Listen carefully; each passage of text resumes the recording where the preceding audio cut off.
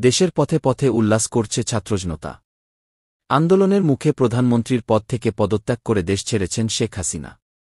এমন সময়ে কোটা সংস্কার আন্দোলনে প্রাণ হারানো রংপুরের আবু সাইদ এবং ঢাকার মীর মুগ্ধদের স্মরণ করেছেন জাতীয় দলের ক্রিকেটার তানজিম হাসান সাকিব।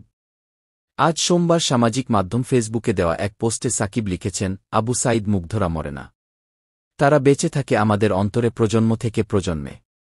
গত 16 জুলাই দুপুরে বেগম রোকেয়া বিশ্ববিদ্যালয়ের সামনের সড়কে কোটা সংস্কারের দাবিতে আন্দোলনরত শিক্ষার্থীদের সঙ্গে পুলিশ ও ছাত্রলীগের সংঘর্ষের সময় গুলিবিদ্ধ হয়ে মারা যান বেগম রোকেয়া বিশ্ববিদ্যালয়ের ইংরেজি বিভাগের 12তম ব্যাচের শিক্ষার্থী আবু সাইদ। তার মৃত্যু দেশজুড়ে আলোড়ন তোলে।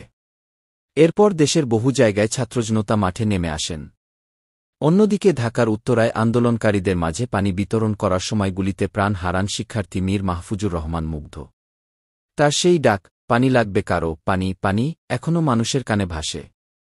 দর্শক, এখন এই পর্যন্ত।